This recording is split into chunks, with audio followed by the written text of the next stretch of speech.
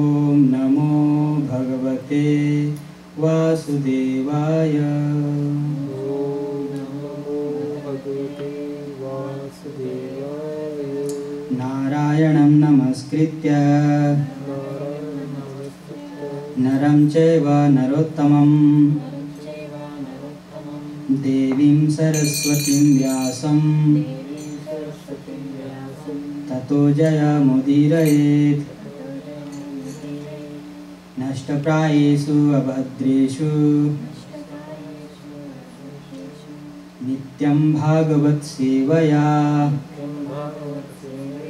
भगवती उत्तम श्लोके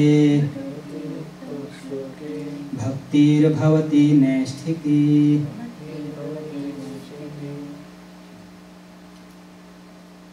ग्रंथराज श्रीमद्भागवतम की जय। तो Srimad Bhagavatam canto first chapter number 5 Narada मुनि's instruction on Srimad Bhagavatam.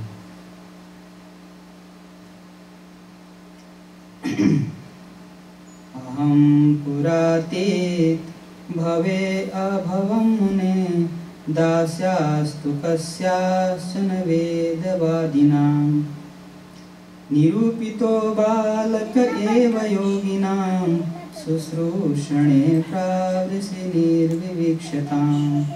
अहं पुरातीत भवे अभवं मुने दास्यास्तु कस्याश्चन वेदवादिनां निरूपितो बालक एव योगिनां शुश्रूषणे प्रावृषि निर्विवीक्षताम्। अहं पुरातीत भवे अभवं मुने दास्यास्तु कस्याश्चन वेदवादिनां वेदवादिनां निरूपितो बालक एव योगिनां शुश्रूषणे प्रावृषि निर्विवीक्षताम्।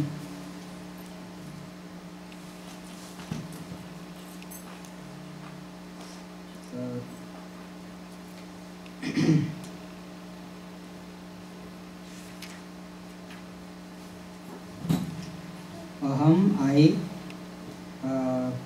पुरा फार्मरली अतीत भावे in the previous millennium abhavam become mune o muni dasya of the maid servant to what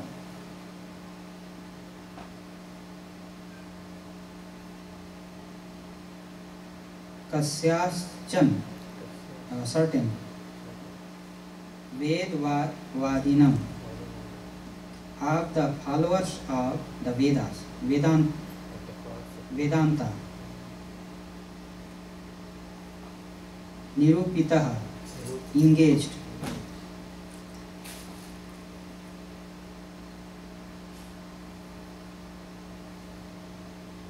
Balak, boy, servant, Eva, only, Yoginam, of the devotees.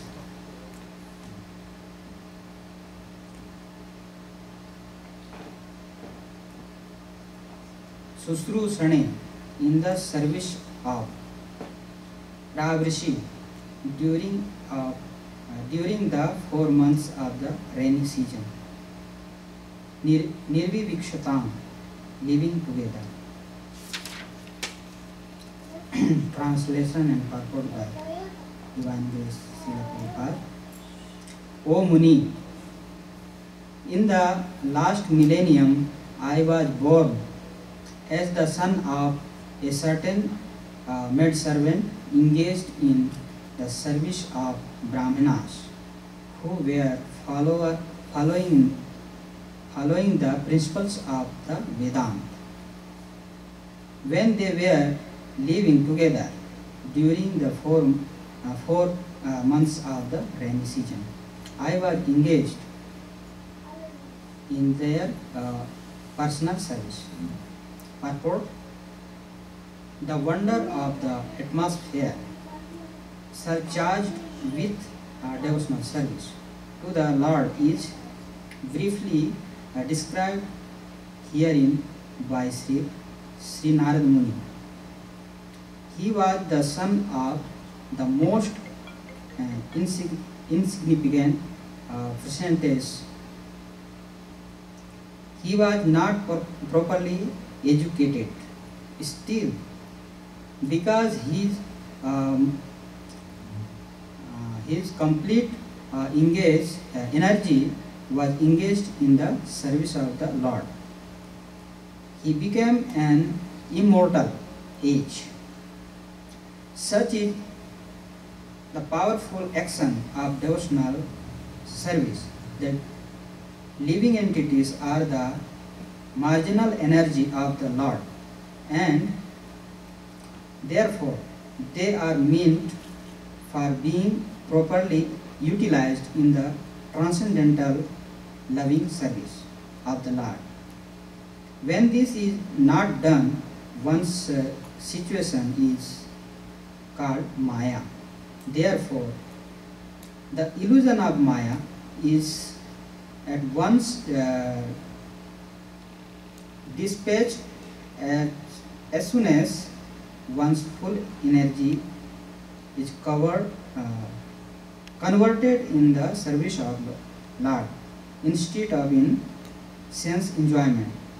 From the personal example of Sri Narad Muni in his previous birth, it is clear that the service of the Lord begins with the service of the Lord's bona fide servants.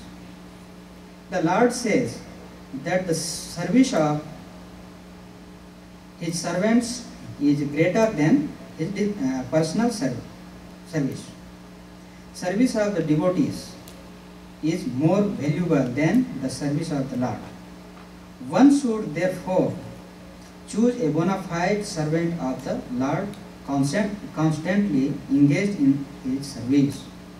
Accept such a servant as the spiritual master and engaged himself in the spiritual master's service. Such a spiritual master is the transcendental, transparent medium by which to visualize the Lord, who is beyond the conception of the material sense. By service of the bona fide spiritual master, the Lord consents to the reveal himself in proportion to the service rendered. Utilization of the human energy in the service of the Lord in the progressive path of salvation. The whole cosmic creation becomes at once identical with the Lord as soon as service in relation with the Lord is rendered under the guidance of the bona fide spiritual master.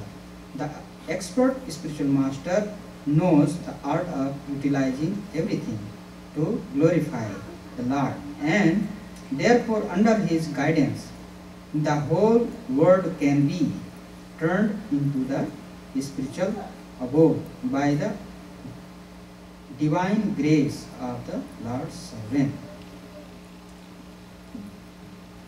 Om Ajnanatimirandhasya Jnananjansalakaya Chakshurunmilitam Yena Tasmai Shri Guruve Namah.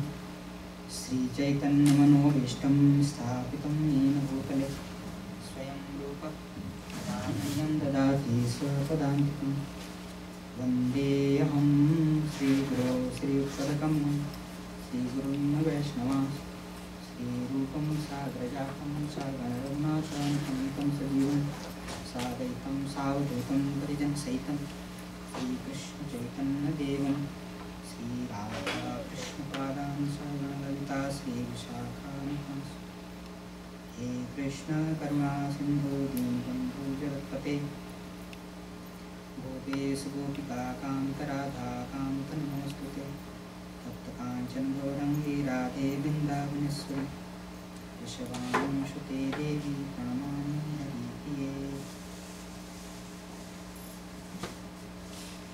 Vancha kalpatarubhyascha kripa sindhubhya eva cha patitanam pavanebhyo vaishnavebhyo namo namah. Jai Shri Krishna Chaitanya Prabhu Nityananda Shri Advaita Gadadhar Shivaswami Gaura Bhaktavinda. Hare Krishna Krishna Krishna Hare Hare Hare Ram Ram Ram Hare Hare. तो हम उसका अनुवाद पढ़ेंगे हिंदी में।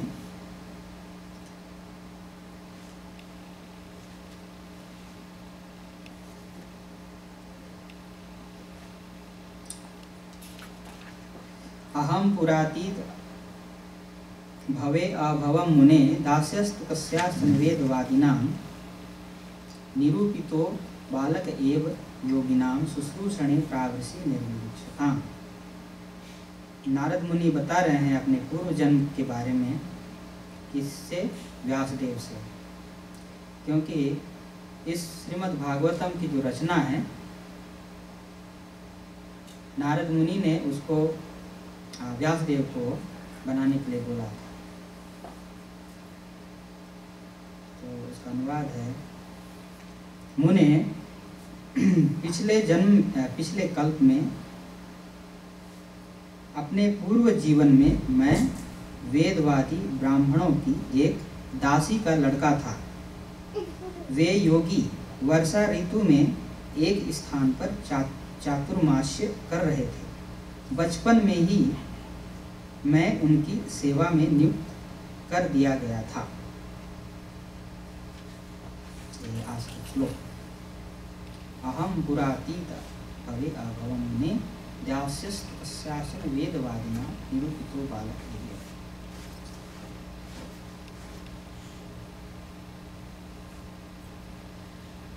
नारद मुनि अपने पूर्व जन्म के बारे में बता रहे हैं कि मैं किस प्रकार से एक साधारण बालक, जो मीडियम क्लास भी नहीं, जो एकदम जो फोर्थ क्लास जिसको बोला जाता है, समाज में चार कैटेगरी है। समाज जो है चार भागों में विभक्त है, ब्राह्मण, क्षत्रिय, वैश्य, शूद्र। उसको प्रभुपाद ने आज के समय में परिभाषित किया है। ब्राह्मण मतलब जो इंटेलेक्चुअल जो डिवीजन है उसको बोलते हैं, और जो भगवान के बारे में कुछ ज्ञान रखते हैं तो ब्राह्मण डिवीजन में आएगा। और दूसरा है क्षत्रिय। क्षत्रिय जो है आजकल जैसे गवर्नमेंट बोला जाता है, तो गवर्नमेंट डिपार्टमेंट जो है, गवर्नमेंट डिवीजन, ये क्षत्रिय डिपार्टमेंट में है। वो पूरा समाज को कंट्रोल में रखता है। और तीसरा है वैश्य। वैश्य मतलब उसमें कृषि, गोरक्षा, वाणिज्यम, वैश्य कर्म स्वभावजम। भगवद गीता में भगवान बोले हैं कि ये वैश्य का क्या कर्तव्य है। वैश्य खाली बिजनेस नहीं करेगा, उसमें कृषि करेगा, गोरक्षा करेगा, और जो वाणिज्य मतलब व्यापार। तो आजकल के समय में हम देखते हैं कि बिजनेसमैन जो है केवल बिजनेस में ही लगा हुआ है, और कोई भी जो इलीगल बिजनेस भी वो करने में लगा हुआ है, चाहे वो गोहत्या वाला ही बिजनेस क्यों ना हो, तो उसको भी बिजनेस में लगा दिया है। तो वास्तव में बिजनेस नहीं है, वो महापाप है। तो बिजनेसमैन का कर्तव्य है वो कृषि भी करे, गोरक्षा भी करे और वाणिज्य भी करे। कृषि, गोरक्षा, वाणिज्यम, वैश्य का, ये वैश्य का कर्तव्य है। तो कलयुग में हम ये अपेक्षा तो नहीं कर सकते हैं, क्योंकि कलयुग सर्वत्र है, पावरफुल है, इसमें हरिनाम ही इसलिए सहारा भी है। लेकिन समाज को यथाशक्ति हम भागवत के प्रकाश में, भागवत के आलोक में लाने का प्रयास कर सकते हैं, समाज को जितना हो सकता है, जिससे कलयुग का जो प्रभाव है कम हो सके।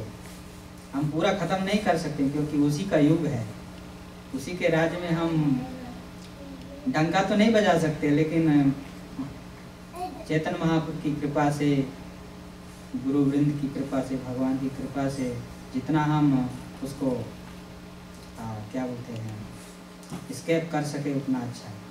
इसलिए हमारा प्रयास ये होना चाहिए कि हम चार चीज़ों को छोड़ें। जो कलयुग जो है ये चार चीज़ों में रहता है, शायद आप लोग को पता होना चाहिए क्या क्या है।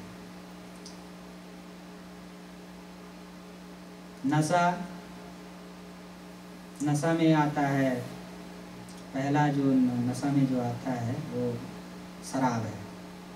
शराब के फैमिली में जो है शराब, बीड़ी, सिगरेट, गांजा, अफीम, तंबाकू, सिगरेट और चाय भी आता है। तो ये जो है ये नशा में आता है। दूसरा जो है मांसाहार। मांसाहार चाहे वो घर में काट के खा रहे हो या कसाई खाना में कत्ल करके खा रहे हो या बिजनेस कर रहे हो, उसका वो भी मांसाहार में ही आएगा। क्योंकि शास्त्र कहता है कि जो भले नहीं खाता है, खाली बेचता है, मांस को बेचता है, उसको भी उतना ही पाप लगता है। या जो लोग उसमें हिस्सा बनते हैं, कुछ मदद देते हैं, मदद करते हैं, उसको भी उतना ही पाप लगता है जो खाने वाले को लगता है। तो इसीलिए हमको ये बचना चाहिए मांसाहार। तो मांसाहार में मांस, मछली, अंडा, प्याज, लहसुन ये सब आते हैं। ये पूरा तामसी चीज़ है। तो परीक्षित महाराज इन चारों में स्थान दिया है। तीसरा नंबर है परस्त्री गमन। परस्त्री गमन मतलब अपने विवाहिता स्त्री को छोड़ करके पराई स्त्री के साथ समागम करना, ये परस्त्री गमन कहते हैं। इसको वेश्यालय जो है वो परस्त्री गमन में आता है। तो वहाँ पे कलयुग निवास करता है। जहाँ मांसाहार होता है वहाँ निवास करता है, और जहाँ नशा होता है वहाँ निवास करता है कलयुग। और चौथा है द्यूत क्रीड़ा। द्यूत क्रीड़ा को आजकल हम आसानी से समझ सकते हैं।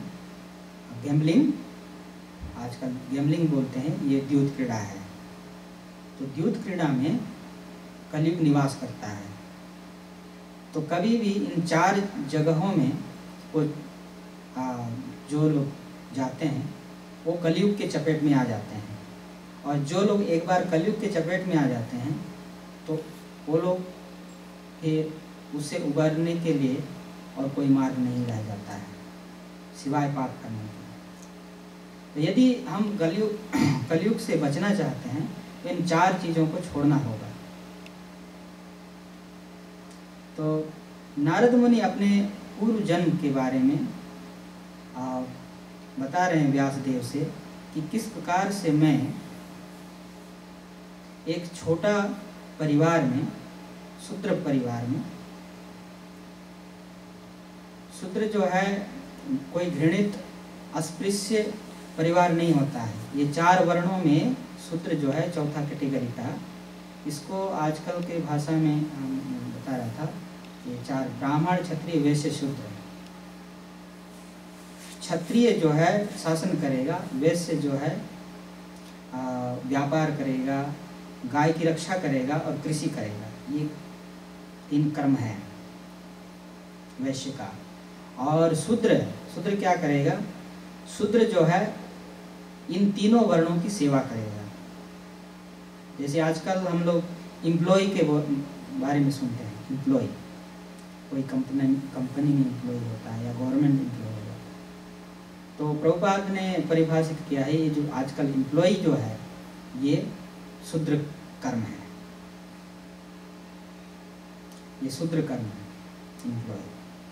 हम शूद्र का श्रेणी में आ गए।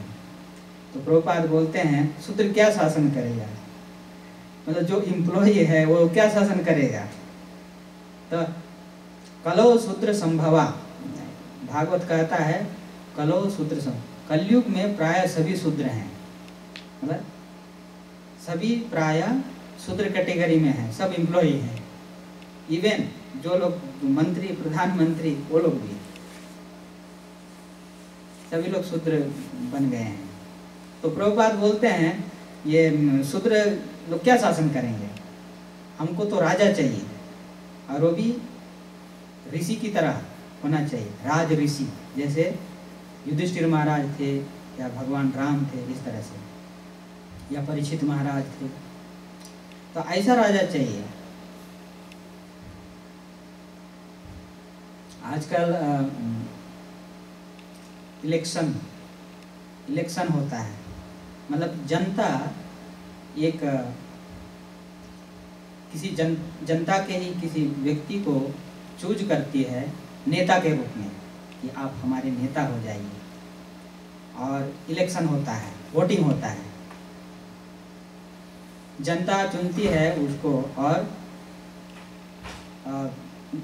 कुर्सी में पहुंचा देता है। और वो क्या होता है, उसमें कोई क्वालिफिकेशन तो होता नहीं है, वो कैसे शासन करेगा शूद्र? तो उसका शासन वैसे ही होगा, वो जैसे भागवत में कहा गया है, अंधा यथांधे रूपनीयमान। एक अंधा बाकी अंधों को गाइड कर रहे हैं। तो आजकल के जो नेतागिरी जो है सरकार में इस तरह से चलता है। उनको ना शास्त्र का ज्ञान होता है, भगवत गीता का ज्ञान होता है, ना भागवत का ज्ञान होता है, ना भगवान का कोई संदेश का ज्ञान। वो हो सकता है एक पूरा नास्तिक भी हो, लेकिन अपना कुर्सी बनाए रखने के लिए कुछ भी कर सकता है। तो इस तरह से जो है आजकल ये चल रहा है, क्योंकि कलयुग है। कलयुग में यही सब होने वाला है। हम लोग अभी राज शासन नहीं ला सकते हैं। तो जनता में ऑलरेडी लो क्लास बुद्धि होता है, और उसी बुद्धि से हम किसी को चूज करते हैं, तो हमारे ही चुने हुए वो नेता होते हैं जो क्वालिफिकेशन में बहुत लो कैटेगरी होता है। तो ऐसी दशा में वही होने वाला है। इसीलिए हम जनता में वो शांति नहीं ला सकता है पूर्ण रूप से। तो शांति लाने का प्रभुपाद ने एक ही मार्ग बताया, या तो जो नेता है उसको कृष्ण कॉन्शियसनेस होना चाहिए, कृष्ण भावना भावित होना चाहिए, भगवान क्या चीज है, ये संसार क्या है, इस संसार में हम क्यों आए हैं, हमें क्या करना चाहिए, ये सब पता होना चाहिए। तब वो जनता को सही गाइड दे सकता है। तो ये तो राजा का, नेता का कर्तव्य है। तो अभी हमारे पास ऑप्शन क्या बचा है? ऑप्शन यही है, हरिनाम। हरिनाम ही एक ऑप्शन बचा हुआ है, और कोई उपाय नहीं है।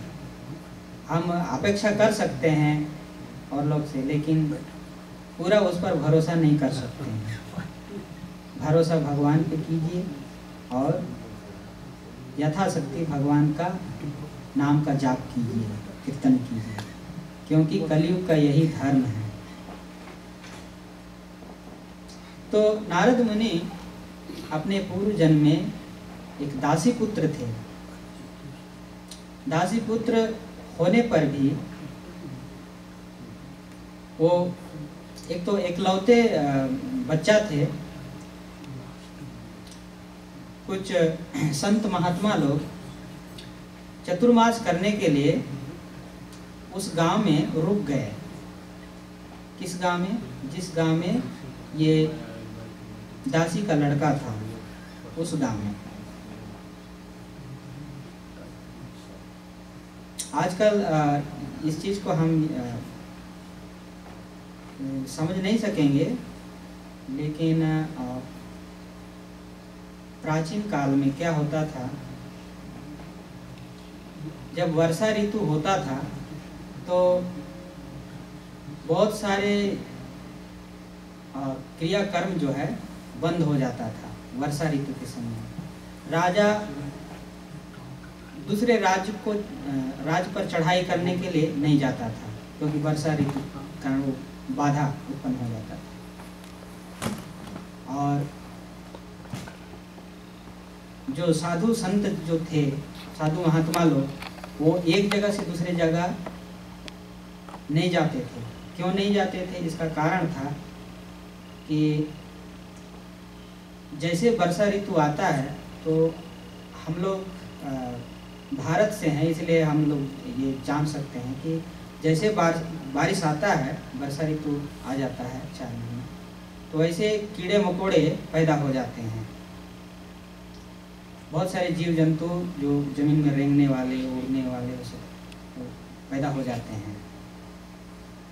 और हम जब चलते हैं तो पैर में लग जाते हैं कीड़े मकोड़े, तो उससे वो हत्या हो जाता है एक तरह से। तो इसीलिए भगवान ने विधान बनाया है शास्त्र में कि वर्षा ऋतु में साधु संत जो है, जो सन्यासी भी जो परिव्राजक होते थे, एक जगह से दूसरी जगह जा जाके प्रचार करते थे, तो उनको भी बंद हो जाता था।